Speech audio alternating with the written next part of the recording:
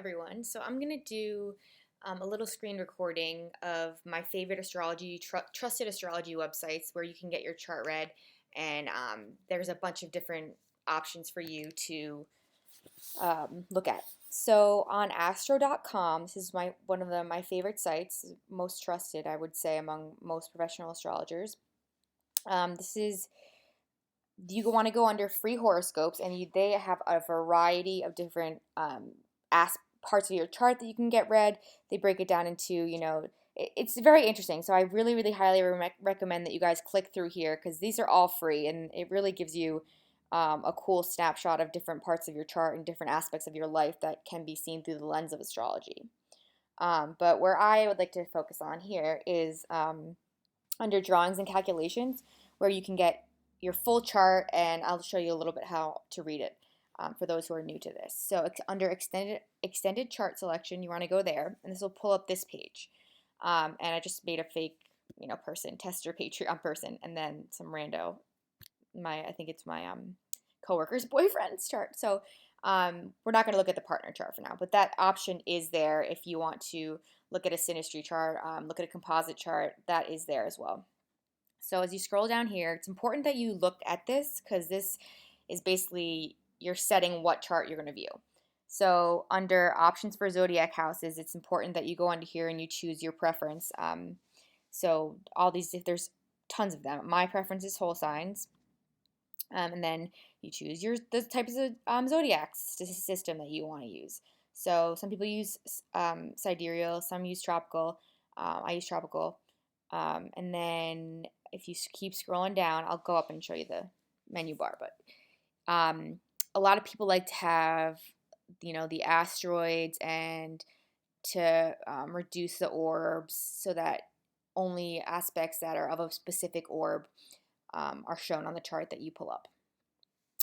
And then you go over here, and there's a bunch of asteroids that you can select. So I can select, any of these. And then you also can go to this list. I wish I could open a new tab. You can go to this list, and there you can go through, and there's thousands of asteroids. There's even a list of fixed stars under here. You can go and pull these up in your chart. So this is super helpful. That way you don't have to search I remember when we used to have to search the manual entry in here with the numbers that they assign per asteroid and per fixed star. So this is also really, really cool. And then just we want to go through here. So they give us the option of only showing major aspects. And that's probably a lot of the traditional astrologers prefer it this way because I think,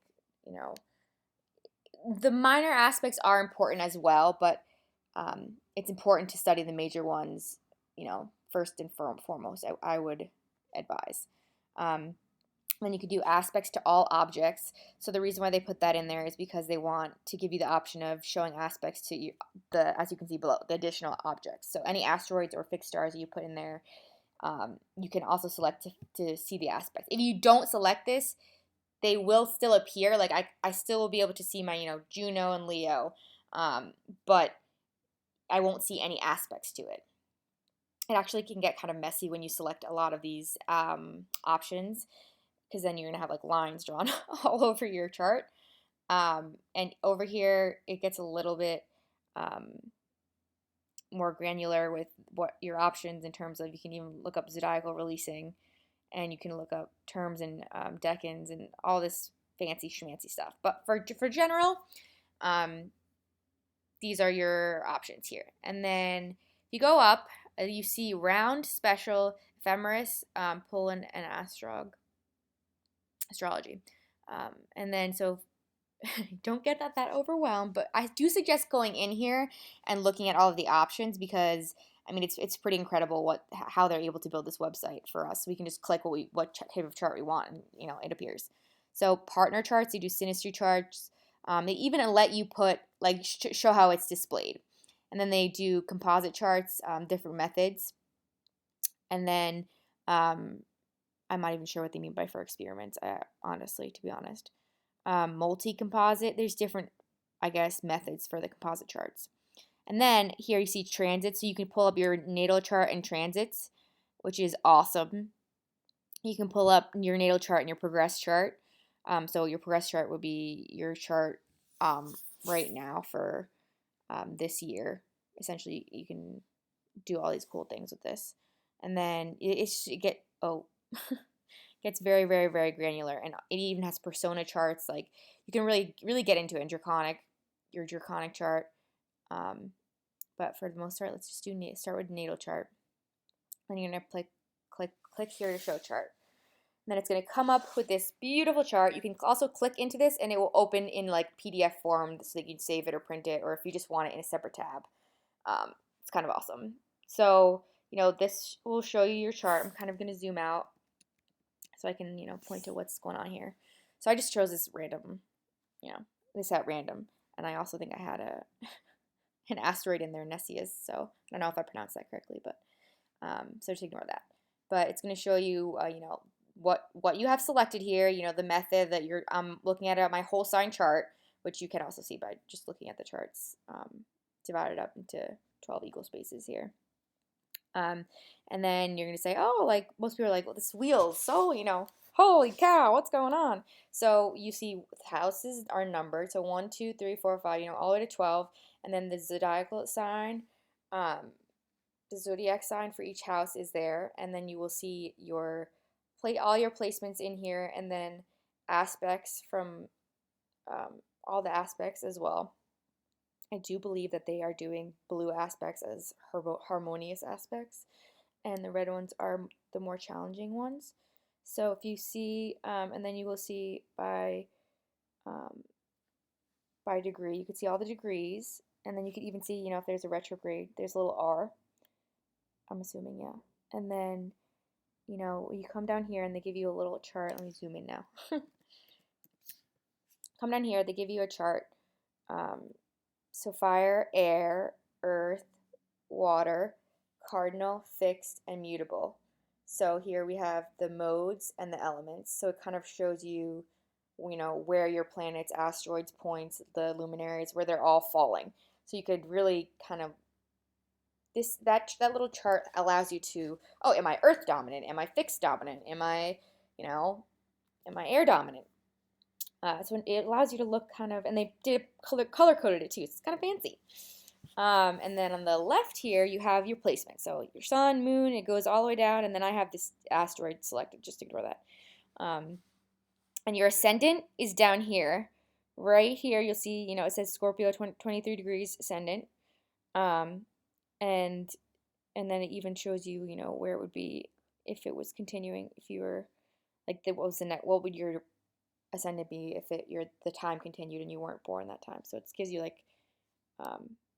that's cool as well. And then your MC is your midhaven right here. So it's going to show you your AC and your MC, which is pretty standard. And then if you go, across here, you can see the degrees. So 20 degrees Cap, 14 degrees Leo in the moon. And then if you come over here, gets kind of a little overwhelming, which is why people like to limit the orb, because a lot of astrologers actually won't even, look at an orb over, 5. I mean, this is a very, very wide orb for that. So I don't know if that would be considered a, potent aspect for the person. But I can see very clearly this little 0 down here. It's calling my name. I don't know why. I want to focus on that. But we have Venus opposite the person's midhaven. So you kind of read it. I don't know if you guys knew in math class. They taught us how to read charts. This kind of comes in handy. So you go down the column over the row. So let's see, sun. So all the aspects for the sun will be in this column. All the aspects for the moon will be in this column. Mercury, and so on and so forth. Okay, so we have the sun conjunct the moon. This is why it's really important to learn the symbols here, because looking at a circle chart like this, you guys, if you don't know the symbols, it gets kind of complicated. So I guess I'm going to make a little document of that as well, maybe a little code, so that it's easy for you guys to kind of just learn them. And then you will see, okay, it gets a little bit more complex here. You will see, ooh, I can even zoom in that far. You will see an S and an A. So this is just designating if the aspect is applying or separating. So are the planets, moving towards each other? It's kind of hard to explain this verbally. It's also, I think I described it in my aspects post. And if the two planets are separating away from each other in a square or moving towards each other in a square. So applying aspects are considered stronger. Well, no, I don't want to say completely stronger, but they are. That is one of the designations for what is it? Is it applying or separating? Applying would be, it's building up. It's building up to it's about to hit its height, the aspect in terms of the manifestations. So that's what the A and the S here are. And then the orb is in, the number right above that. And then the little glyph for the aspects are there. This has all the planets down here. And then it has the AC and the MC on the ascendant and the midheaven on the bottom. So that is just basic. That's just the basic circle wheel. Please comment any questions you guys have as well. And I'm glad to help in any way I can. And then I just kind of want to go back. Oh, and also there's this cool, so if you go up here to additional tables, whee! So this is just a different format, and it just lists everything out instead of displaying it in a circle. Some people prefer it. Honestly, I don't really have a preference. I kind of dig both, so totally fine there. So that's where under additional tables, and we'll just pull up that for you. And then if we want to go back, we can even add transits here. So let's see. With transits. So if you see over here, it says transits for February 5th, 2021. And then you will see around the circle, you will see where the current planets are in the sky. So you can kind of see, what's going on? The sun is directly on this imaginary person's Saturn almost. It's not super fun, but this, so it shows you where everything, what's happening. It's very interesting. And then it shows the transits here as well. So that's really, really helpful as well. And then you could say, go back to chart selection. And then let's say we want to do a synastry chart.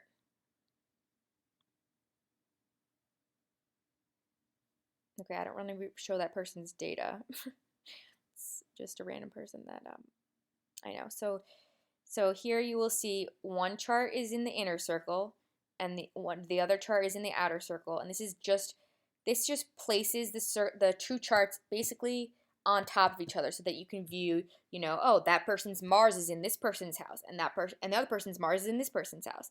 So you can really see, ironically, they both have Scorpio risings.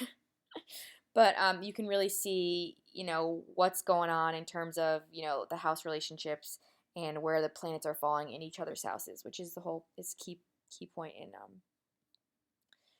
synastry. So if we go back, that was synastry, and then you could do synastry with the outer circle. It's a little different.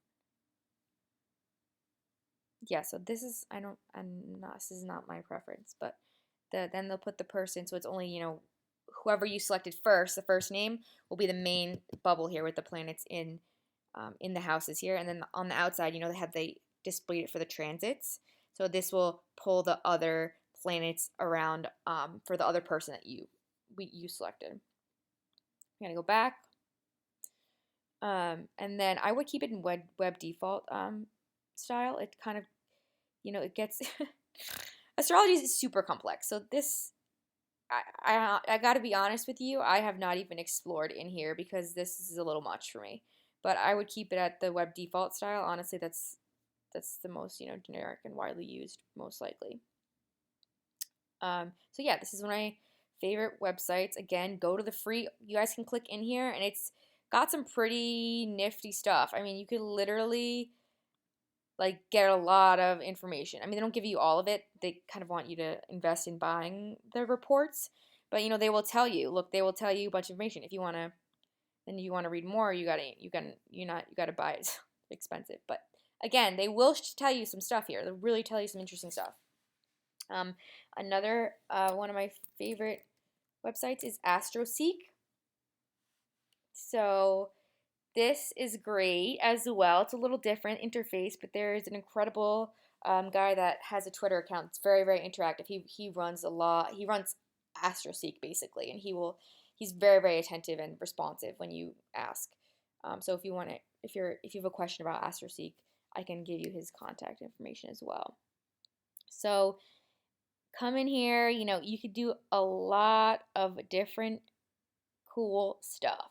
Transit calculator, you can do this once you put in it's not saved in here, but you can look at your transits. You can look at Synastry Composite. It has all the same options as Astro.com. It's just a different interface. So for me, I particularly use the monthly Astro calendar because it's like super helpful. Breaks it down into like nice little table format. So this is for February 2021, and it basically shows you, okay, well, what's the moon doing? Like, you know, moon moves a lot, but when is the full moon? When is the new moon? And you can also put your time zone in up here, so it makes it way more like exact to where you are. It shows you what retrogrades are happening. It shows you these are probably the tightest aspects that they're displaying. And it'll show you, you know, what's going on with all the planets. And then if you really want a circle chart, I don't really like these monthly planetary motion ones. It's a little, you know, unappealing to my eyeballs without the chart lines. But you can do this is one of my favorite aspects, and you can even go in August. What's happening in August this year? Oh, you know, new moon in Leo, a day after my birthday. Coolio. And then another one thing I want to show you guys was you can go into further depth with the aspects of the month here, and you can do like any orb so that you'll see, you know, it'll notify the 1 degree ones are when it's the strongest. But this will show you any like any orb. Really, it's pretty detailed here. Granted, there are not explanations for them, but that is also super helpful. And they have a famous people database, since we all love to look, you know, at celebrities and such. They have really, really in depth. It's incredible. I mean, you can go on here and you can look up here too. Click current planets, and you can browse through by time. So if you look and you see, although I don't really see it. Oh, see, it's going up. So here, or I'm at the 9th here because I'm moving day by day. So you can scroll through the transits day by day. It's a lot. It's more helpful than having to go back and manually insert the date. So that is super helpful. And if you go down, it even details the transits here, and you can go by and it even details the exact orb that the aspect is. Whereas before you kind of didn't really know what. And you can also customize that as well. It's all very customizable, which is amazing. And you have an option of downloading the chart if you want to take notes. You know, by hand. Some people like to print out stuff. So yeah, these are my 2 favorite websites for looking up your chart. You know, I highly recommend it. I highly recommend just checking out these websites. You never know. You could my first round on these websites, I found so much like free information that was beneficial to me. So I highly recommend doing that. But yeah, I hope you guys like this little tutorial.